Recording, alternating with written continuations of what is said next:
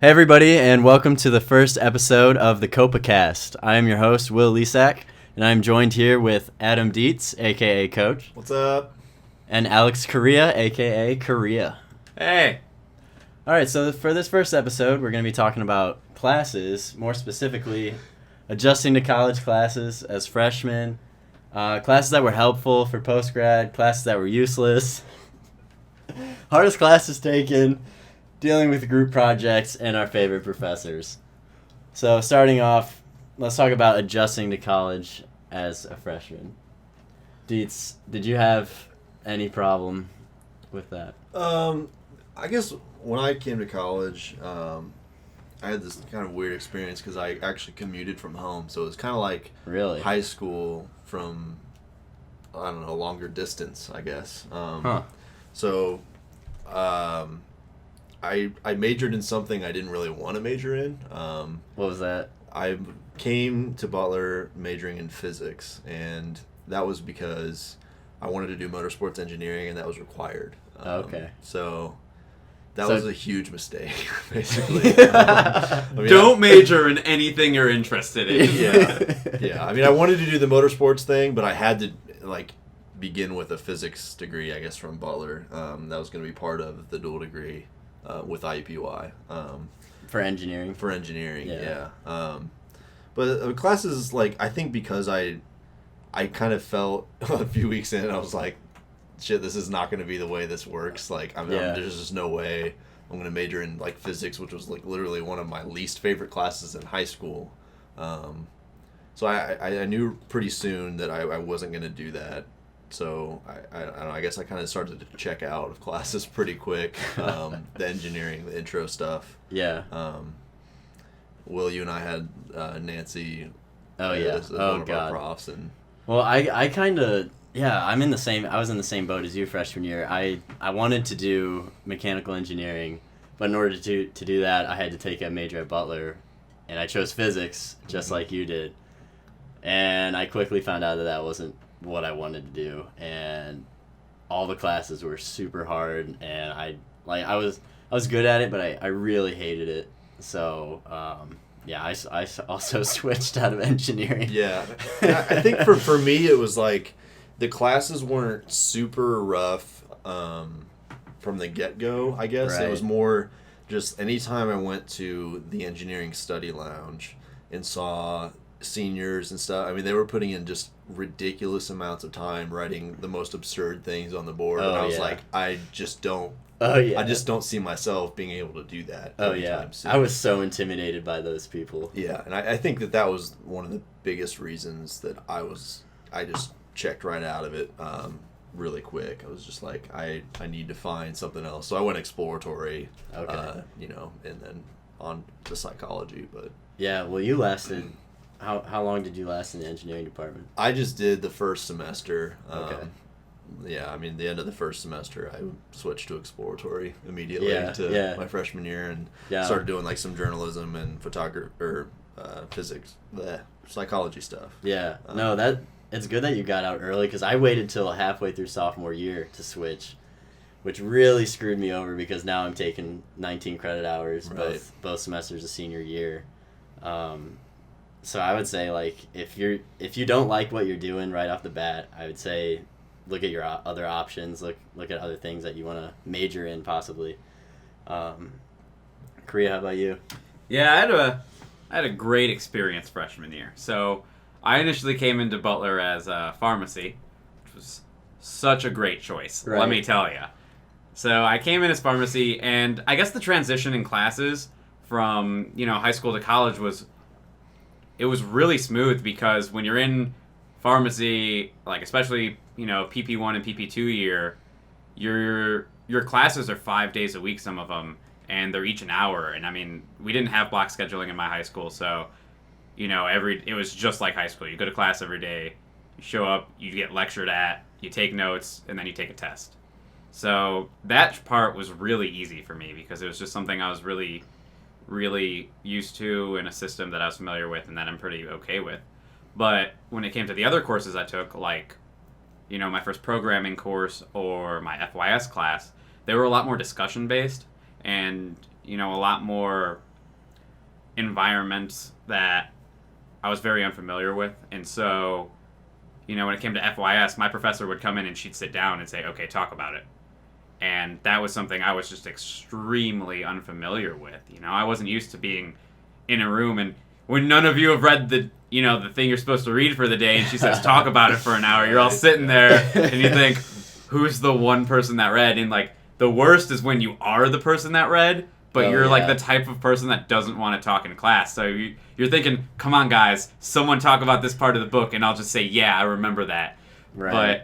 But that was a lot harder because I think that, besides pharmacy and some of the larger majors, most of the classes I've had at Butler were smaller. There was a lot of discussion and a lot of student-faculty interaction. Mm-hmm. And so that change was definitely the biggest part for me. And, I mean, those were at first a minority of my classes, but, after 2 years, I switched out of pharmacy and into computer science and started taking more classes in areas that I just enjoy more. And it really almost solely became communal and almost discussion-based with some professor-led theory as well as, discussion. Right. So did you guys struggle with having to study for tests? Or were these tests in college a lot harder for you than they were in high school? For me, high school, I didn't study. I mean, I didn't open a book and I didn't study. I just showed up and, that was sufficient to do pretty well. And, I came to college and that wasn't the case even in that intro engineering stuff. It wasn't really hard. It's just I just did not apply myself at all that first semester, especially, and that bit me in the ass. I think I was below a 3.0. I was risking losing my scholarship freshman year after that first semester. And that was another reason why I bailed early, but it was just I realized that I got to really apply myself. Far more than I ever had in high school or let alone middle school. And the struggle was pretty real for me, I guess. Yeah, for me, I never studied just like you. I never studied in high school and I just breezed through it. Then I got to college and I breezed through the first semester, didn't really study. And then second semester came around and I had a little bit tougher classes, so I had to adjust to studying. I learned how to study freshman year of college because I never had before, but once you learn how to do it, it's not too bad. One thing that I learned is get out of your room to study, at least for me. I would go to the library and take all my books and just sit there for 5 hours and study. The sci-li, man. Yeah, science library is good. But if I had any electronics around me, I would get distracted. So, yeah. How about you, Korea? Excuse me. Well, I guess it was interesting because I think I studied more in high school than I did at least my first year of college. Really? Because, clearly I'm a senior. I've taken some pretty hard courses towards the end of my academic career, which, required a lot of studying. But, those were also 400 level, parallel computing classes. But, my first 2 years of college, though, with my pharmacy classes, part of it was that a lot of it was information that wasn't too difficult for me. I was just able to digest it pretty easily. But also, I just really wasn't passionate about it. And so, in high school, you're there and you're just, I don't know, something about having to get into college and then just trying to graduate and being there every day and being at home and being held accountable by your parents and the people around you, studying was a little bit easier. It was just an expectation. But when I got to college, no one forced me to study. No one checked up on me saying, hey, how are your grades? My parents were lucky if I even called them once a month. Right, that's a good point. Yeah, and so, I got to college and I was like, no one's holding me accountable for anything.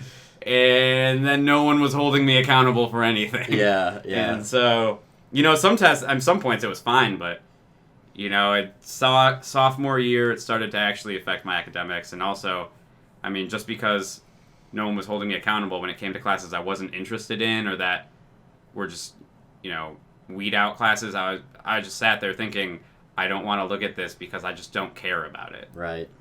Yeah. And, it's easy to study for classes you love, and I mean, half the time it's not even studying. Like, once you get to college, you realize, taking a course on something you love is easy. It's so easy. Yeah. Oh, yeah. And even if, like, the subject material is difficult, you enjoy doing it, Mm-hmm. It's like, it just clicks, and you want it to, and you enjoy it, and, like, you get, the gratification of digesting it. But when you're sitting there in OChem, and you're like, why am I looking at another structure? It's pretty hard to just, find it rewarding when you're studying to be able to memorize these things. Right. At least for me it was, because pharmacy is just not my calling. Yeah. Another thing for me that really helped me, like, kind of make it through the harder classes that I had was, like, find a group of friends that are, like, in the same classes as you and do the homework with them and, like, just communicate with them and try to get all the answers for everything, because you're not going to be able to figure everything out, and it's always nice to have other people to kind of walk you through all that stuff. There's no doubt that some of my best grades that I've gotten in college have definitely been classes that I've known people in and that I've went to the library with. You can bounce discussion questions off each other or talk about tests and study together, just because it is like Kriya said, I mean, it's another level of accountability that I mean, you miss your parents aren't there, but I mean, you just want to do as well as your friends, I mean, you don't want to be that guy that's getting C's when everyone else is doing better, and so it's kind of like your friends are holding you accountable then. Right. Yeah. Yeah. Sorry, I was just gonna say, it's almost funny because at some point it's just like a social thing, like what Coach was saying, how you don't want to be that guy. It really is like a social status. You don't want to be like everyone can coast by with a B, fine, but you don't want to be that guy in class that's like, oh yeah, I couldn't take the second semester with my friends because I didn't pass. Right. And like all your friends are like, oh, let's all take the 10 o'clock class, and you're like, I'm retaking the first one. Yeah, I'm still in section 1. Yeah, and to that degree, like, you start thinking, I need to pass this test. And I think it's a really especially strong social stigma here at Butler. I mean, I think there's so many high achievers, and it's kind of like I mean, if you don't have A's, like, man, what are you doing with your life, kind of a thing. Right. Which I've never really rolled that way, but I mean, a lot of people that I know definitely are like, I mean, like 95 or I suck kind of person. Oh yeah, I know so many people who got their first like A- or B+ in college, and it was just like the worst day of their life. Dude, I got my first C in college, and I got 2 of them in one semester, and I cried. I cried about it, man. Did you feel like a failure? I feel so bad. I was like, what is wrong with me? Like, I just coasted through high school, and now I'm getting C's. Like, I don't know. It was just like gut wrenching. Yeah. And I had the same thing kind of happen to me. I mean, I had semesters where, like, my first semester where in my mind I shit the bed, but like when I brought my my grades home to my parents, or my dad's like, okay, how'd you wind out? More so my mom, but I mean my dad too. He'd be like that's great. I mean, you're at Butler, like. I could have never done that. I could never have gotten like straight B's, know, and that's always been an interesting thing, like coming back to school and having all these people like almost look down on like a 3.1, I mean, that's about where I'm at, like GPA wise, but like I go home and they're like, that's fantastic, like I'm so proud of you, like I could never do that. I can't believe you're my kid, kind of a thing. So it's always been interesting to balance that dynamic with me personally. So one of the big things about college that I've come to hate are group projects. What do you guys think about group projects? I mean, I enjoy group projects because I enjoy working with people, and it's fun, but I've also never, I don't know, there are times when you work in a group project and people don't hold their weight, and I'm without a shadow of a doubt, I'm sure that at some point I was the person that didn't pull my weight in a group. I've been on both ends. You'll be on both ends at some point, because there are so many people at Butler. There are people that are just going to try harder than you, and what you're doing might have been enough to get by, but it's not enough to excel at the level the group mates wanted to. Mm-hmm. And yeah, it's tough, but I think it's fun because working in groups has really been like one of the things that is the most beneficial and directly applicable to real life. You know, I'm working part-time now downtown 20 hours a week, and it's just like the most applicable things in the most, you know, you look at something in a group project and then you see it happen in real life are really in group projects. I mean, you'll see conflicts and people not being able to articulate their points clearly in a group project because you're all in college and none of you know what you're doing. And then you go into the real world and you're like, we're all just people. We don't know what we're talking about. And a lot of people don't know how to communicate effectively. So do you feel like out in the real world, group projects like that you would work on, like, have people that don't pull their weight, or do you feel like Yeah. Really? Oh, yeah. Absolutely. Okay. Yeah. There will always be someone who, like, and when it gets to the real world, like, you may not be necessarily in a group per se, but you'll be in, say, a project that involves multiple departments. Right. Yeah. And if, like, one department, like, their rep doesn't do what they're supposed to, like, it just doesn't happen. Mm-hmm. And that totally happens in the real world. Mm-hmm. Yeah. Coach can attest. Okay. I think that the whole like pulling your weight thing, I mean, yeah, I've been on both ends of the spectrum, and I think that can always usually, if the prof's decent, it gets justified later in like peer evals and stuff. Yeah, those are huge. Yeah, and so I'm just like, if someone sucks, like I just rip them a new one on those. But don't talk to him about it. Yeah. Rip him a new one in the peer eval. Yeah, but I think that for me, like, I mean, I'm just not like a really extroverted person, so like just having to like meet people that I didn't know outside of class, you know, like, hey, where you want to meet, and just like coordinating that, and then just like actually. It's like 9:00 on a Tuesday, and you're like meeting up with these people, and you're like, I don't even know why the hell we're here, but like, I guess we'll try to accomplish something. It's really awkward. I don't know. That's what I've run into. But I think that has always helped me just engage with people that I never would have otherwise. Yeah, that's a good point. And I've met people that way and become really good friends. I mean, the guy I'm dating now, it's literally just because of a group project, and I mean, it would not have happened otherwise. Yeah, I guess the reason why I just dislike group projects so much is just because I'm always the one pulling the weight. Like, That's interesting. A lot It of blows. Yeah, it does blow. What does it blow? A lot of the classes that I'm taking, like, that involve group projects, our professors don't have those peer evaluations. That sucks. So if you get paired up, and like a lot of times, like, professors just like, all right, random pairings, like, you guys are together, like, oh, do you guys mind working together? It's like, fuck. Yeah. All right. But yeah, I always get stuck, and I try hard in class, so like I always end up doing the most work, and sometimes I guess the best way to deal with it is to just suck it up and do it, because if you want to get the good grade, you're gonna have to suck it up, I guess. Yeah, I just know that like on all those syllabi days or whatever, you look at and you see like, oh, we're gonna do like this many group projects, and like the whole class is discussion based. I'm just like, fuck, I just want to get out of here. Like, Yeah. I dread those classes. Yeah. I mean, I've grown to really enjoy discussion-based classes in which I am interested, because it feels good when you do engage and the prof's like, that's a great point. You're like, yeah, you know, I have a brain, you know, that's cool. But yeah, they definitely get you outside of your comfort zone, but you grow from it. Mm-hmm. Also, terrible thing when you're in a group project and all three of you are the person that like is not pulling your weight. So like you're all sitting there and you're just like, guys, what are we even supposed to be doing for this? That's the worst. Yeah. So going off of that, have you guys had any classes that you've just considered completely useless, like not worth your time? I'm sure you guys have. I know I have.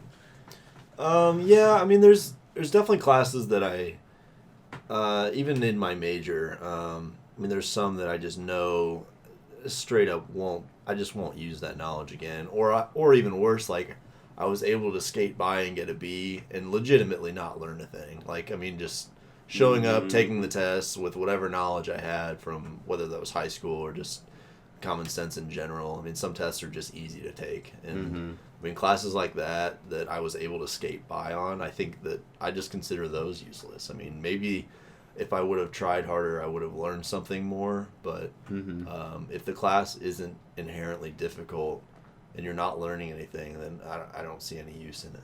Yeah. For me, FYS, I think I did not enjoy, did not need to take, did not learn anything from. Dude, that's so crazy because I feel like That's my favorite FYS. class. It wasn't my That favorite, was your but like favorite class? it was so important for college for me taking my FYS. But continue. No, I thought FYS was pointless, and then right now I'm taking writing across the curriculum as a digital media production major. So yeah, I guess it could help like with writing scripts and stuff, but Yeah. like like right now I'm editing. I'm in an editing class, like, and I have to reach out to a student and help them edit and publish their work, and I'm just like, I am not qualified for this at all. So like physical well-being, like that's dumb. I mean, yeah. like I took basketball, you know. I mean, Yeah. I learned nothing in that class, you know. Funny enough, I took fishing class and I learned a You ton. took fishing class? Yeah, I dropped ballroom dance because I conflicted with my schedule actually. That's awesome. Yeah, so I took fishing class. How did we And know I learned more in that class than I did in FYS and my writing across the curriculum combined, and I'm sure there's other classes that I haven't Did you learn how to really set a learned Texas anything rig? in. A Texas rig? Yeah. No. Okay. That's just good. No. I'm not on that level. But yeah. That's crazy. Have you guys taken any classes that are that have been really helpful for your major? I know your career, your computer science, and coach, your psychology. I feel like being computer science, it's a little difficult to say it's something was necessarily useless. You know, it's always like really helpful to get, as far as computer science goes, like exposure to different theories and different platforms. You know, it's always great to have exposure to more languages and, you know, networking and databases. I mean, you can never know, or at least have exposure to too much. So with computer science, I think it's a little unique. But honestly, the courses that I really think helped me the least were my GHS courses. Oh, God. Because for those of you that don't know, global historical studies is a great part of a liberal arts education in which you are required to learn about a global history.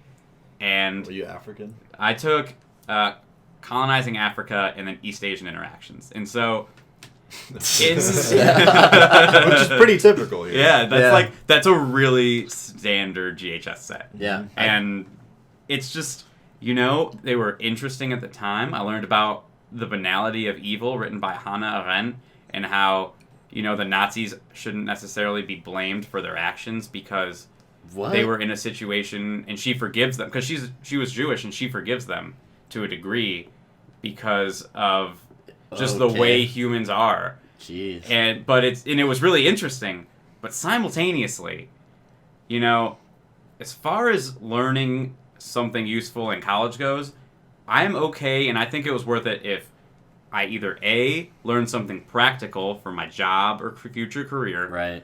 or B, learned a skill or trait or something, acquired some expertise or knowledge in just a life skill. And so, you know, FYS I thought was useful because I was forced to be able to communicate myself and my points very specifically and very, very, very carefully because they were very sensitive subjects that we were talking about. You know, when you're taking a class about, when you're a freshman and you're first being exposed to, you know, thoughts on feminism and then racial inequality, and, you know, you're all freshmen and none of you have really ever touched on these topics to a degree where you have to be careful of being insensitive.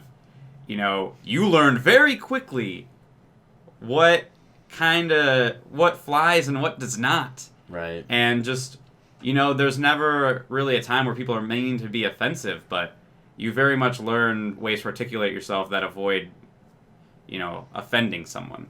And so FYS I thought was really helpful in that sense. But GHS, show up, okay, cool. He talks for a while. Sorry, I assumed both my professors were men.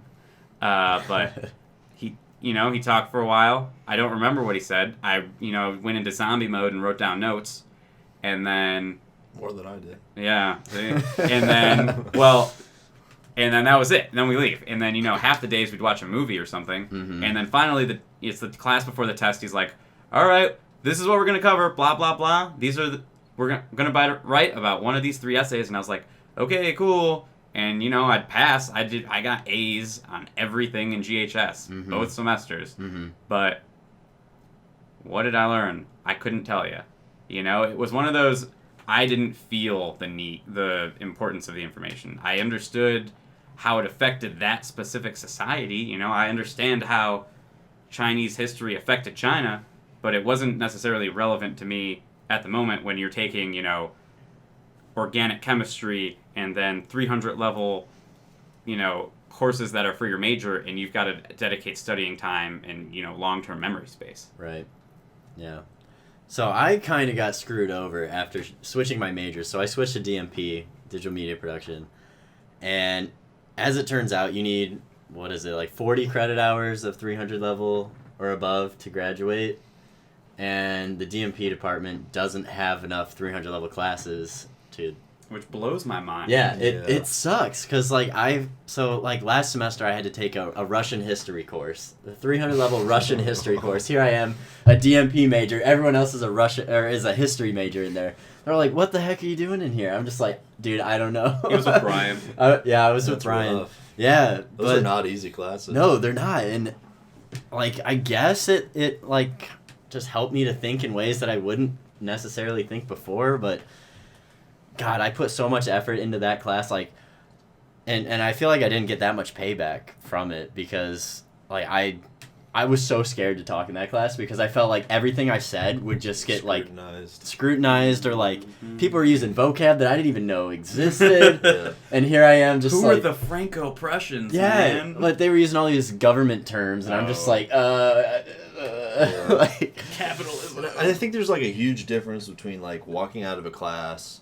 and being like, wow, that really, I don't know, I never really thought about that, versus, actually having something you can take away and use in 10 years or something, Yeah. I mean, because I've had a lot of experiences in classes like that, where you're just like, wow, I never really would have thought of that, but, I mean, a couple days will go by and you won't even remember that class, period, yeah. It's just I don't know, what did I really gain from that hour, Right. I don't know, it's frustrating sometimes. So have you guys had a class that stood out as the hardest class that you guys have had so far? I would say that there's a couple pretty notorious classes on the psych department. One's called Learning. Which is really funny. It's about classical and operant conditioning, and you get a program called Sniffy. The rat, Pro. Sniffy the rat? Yes, and you have to train this virtual rat to do things. And that was a really hard class, and I don't really take much merit from that one moving forward. Mm-hmm. It was only 200 level, and it raked you over the coals pretty early. But there's also, it's called Developmental Psych, and that's a class that most other universities teach in 9 credit hours, and they jam it into 3. Oh, and man. I also took that over the summer in 1 month, so It was just so much information jammed into one class taught by a guy that he went to West Point, and is just he just doesn't give a shit about anything. And yeah. I don't know. I mean, he's a cool guy, but man, he just rambles and rambles. And then he gives the hardest tests ever. Mm-hmm. How about you, Korea? I don't know. I guess for me, they're all easy. Yeah, they were so He's easy. a genius. Yeah, I mean, my GPA is a 5.0. So I don't think it no. AP classes. Yeah, in college. all my college AP classes. I took AP OChem. Yeah, let me tell you about it. Oh my god. No, the hardest class for me was probably parallel programming or parallel algorithms. I'm sorry. What is that? And it's where Don't you tell me. take computer algorithms and you learn to parallelize them through the use of multiple processors. Yeah, in that didn't a help me. CPU. That didn't help me at all. Yeah. So that was probably the hardest class I've taken. And it was really cool, and I loved it. And it was one of the most rewarding classes I've taken, just because you get these super complex theories, and once you're able to think through them and replicate them on paper and in code, you just feel really rewarded. Yeah. But oh my God, it was hard. I mean, there were nights I spent 8-10 hours straight just studying for exams or working on things. Jeez. So for me, back when I was a physics and mechanical engineering double major, I was taking analytical physics, which is a 200 level class, but God, that should be a 400 level class. I swear to God. Like, I spent so many hours on that. The highest grade I ever got on a test was a D. Solid. Yeah. The only way I got a C+ in that class was because we had lab, and labs counted for so many points, and you could work with a group for labs, so... You found the smartest kids in the school. Exactly. Good call. Work with the smart kids in lab, get a passing grade, Yeah. you'll be fine. And then the other class that I struggled with was Calc 2, and I actually never ever conquered Calc 2. I took Calc 2 the first time, I got a D+, 69%. Solid. Yep. Good number. And then the second time I took it, I had a 76 going into the final. I'm like, all right, I'm feeling really good about this. I can finally get a C, no. so it can count towards my math minor or whatever. I get the final exam back, 44% on the final exam. Wrecked. And let me tell you, I felt so good about that final. I walked out of there like, oh my God, I did it. I got a C in Cal. Yeah, I get the test back, 44%. You know what I get in the class? 69. A 69, D+ it 2 times in a row. Wow. So, oh God, yeah, those, and I ended up switching out, so those classes didn't really matter, but yeah. That's crazy. Like, test perception after you take something is so weird. I mean, there's so many times when I finished a test and was like, nailed it and totally didn't, and then I've had the opposite too, where I'm like, I knew nothing, and then I get it back and I got like almost an A, and it's just like, Yeah, I don't even like, I just guess all that right. I mean, I had no idea, It's weird. Yeah. Multiple choice is bullshit, but awesome at the same time. Multiple choice got a lot harder in college. Oh yeah, that's true. It's so much harder. Oh my God. Yeah. And the fact that no tests are like Scantron anymore. Unless you're in pharmacy and health sciences. You yes, get they're all Scantrons? Scantron. Dang. There are a I lot get of some them. too. Sometimes. I haven't had a Scantron Really? in college. Yeah. I've had a lot. And that's probably how I did so well in high school, is because you only had 4 answers to choose from, That's and true. just use That's like true. your knowledge to eliminate them, and you got a better chance. But, Mhm. yeah. All right, so our last topic. Do you guys have a favorite professor that stood out to you guys throughout your career? My favorite professor was actually my FYS prof. It's Dr. Bill Johnston. He's the head of the math department here, which is Dude, I had a class with him too. It's just pretty wild. He was a really nice guy. Yeah, he's awesome. There's certain profs that help you get jobs later, set you up. There's certain profs that help you get through their class, and I think there's profs that just help you make it in college. And that was what Dr. J was for me.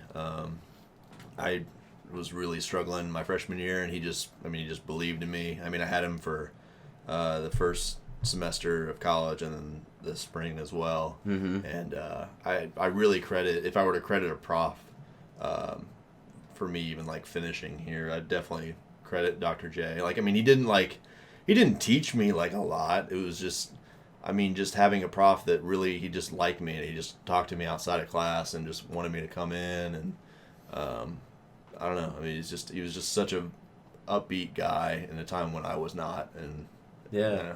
I really. That's cool. How about you, Korea?